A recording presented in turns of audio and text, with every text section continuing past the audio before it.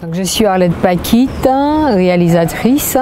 Je viens de la Martinique, donc je suis arrivée sur la terre guyanaise depuis lundi dernier.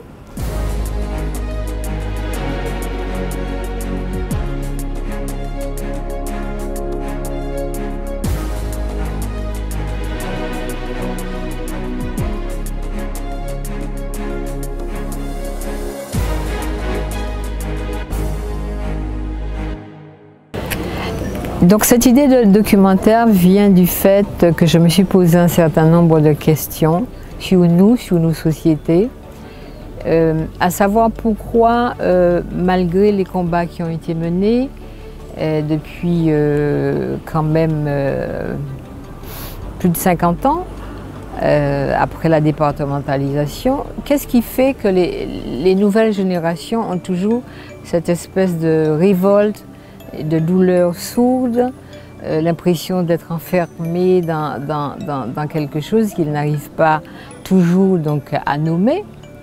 Et voilà, donc, et je tournais autour, manière de parler de Monshoashi, qui est un penseur, un écrivain, un poète, mais qui lie toujours sa pensée à l'action. Et donc, il avait commencé à mener des actions juste avant les événements de 2009 qui ont concerné la Guyane, la Guadeloupe et la Martinique sur la protestation contre la vie chère. Il avait eu l'intuition de ce que ça pouvait entraîner comme question. Et donc, depuis les années 2007, il avait cherché à réunir des gens pour essayer de trouver une voie de construction de nos sociétés. Donc, j'ai suivi cette opération qu'on a appelée la COUSEMI. Alors, c'est une contraction de deux mots qui veut dire l'ACOU, qui est surtout présent maintenant dans la communauté haïtienne, où il y a une solidarité, un regroupement de gens, ce qui fait qu'aucune personne, aucune famille n'est laissée de côté. Même s'ils n'ont pas à manger, ils peuvent trouver dans la communauté de quoi vivre. Et Zemi, qui est un nom amérindien, qui parle d'un oiseau, et cet oiseau étant un esprit qui fait le lien justement entre le monde, entre l'au-delà et puis la terre. Alors l'intérêt, en premier lieu, l'intérêt de ce festival, comme tout autre festival d'ailleurs, et je vais dire la spécificité après, c'est que c'est une chaîne. C'est-à-dire c'est comme un écrivain, vous écrivez, même si vous écrivez au départ pour vous, pour grandir, pour vous comprendre, pour comprendre le monde qui est autour de vous, vous avez besoin des autres pour confronter ce que vous pensez, pour valider des fois, pour dire est-ce que je suis dans la bonne interrogation.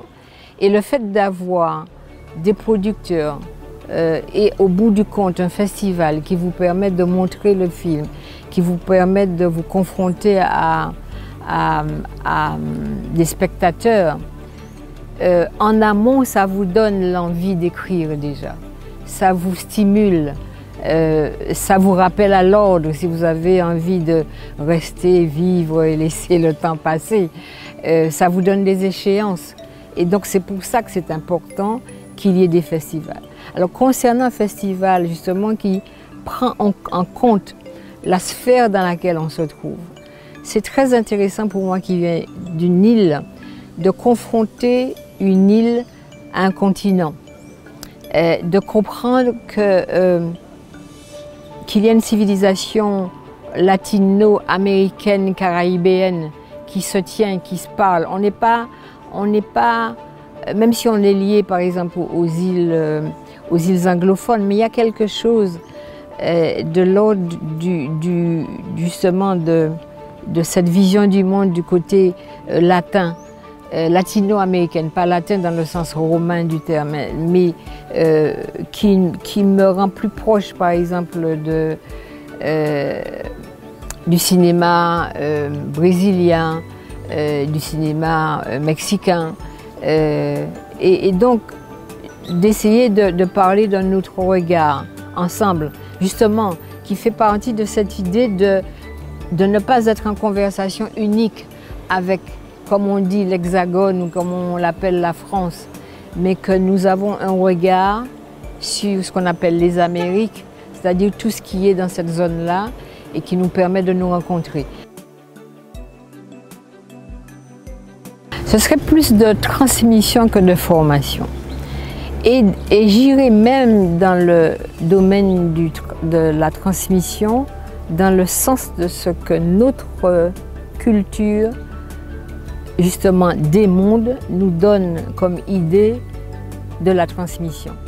L'idée de la transmission, c'est pas que je vais me situer en haut d'une pyramide et puis je vais regarder la nouvelle génération d'en haut de ma sagesse.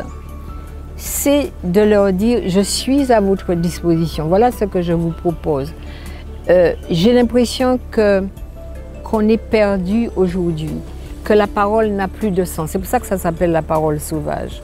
Parce qu'il y a parole, P-A-R-O-L-E, qui est écrit en français, d'accord? Et puis il y a le sens de la parole, comme des expressions créoles. Doubout deye parole ou, peser parole ou. Si on pèse la parole, si on la pèse avant de parler, c'est qu'on sait que ça a une valeur. Et qu'est-ce qui se passe aujourd'hui? C'est qu'on parle presque à tort et à travers. On parlait des réseaux sociaux. On ne se rend pas compte. Il ne s'agit pas de dire qu'il ne faut pas les utiliser.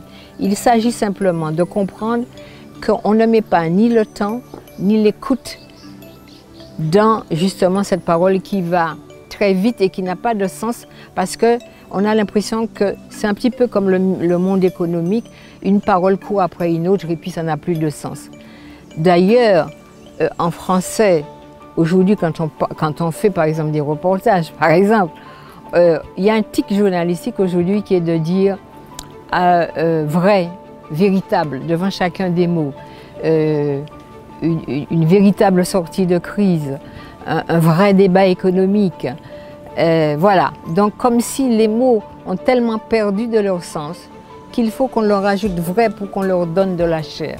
Et ce qui est important, c'est qu'il faut qu'on réintroduise ce que nos sociétés nous apprennent, le sens de la parole, parce que justement, ces peuples minoritaires dont on est issu ont gagné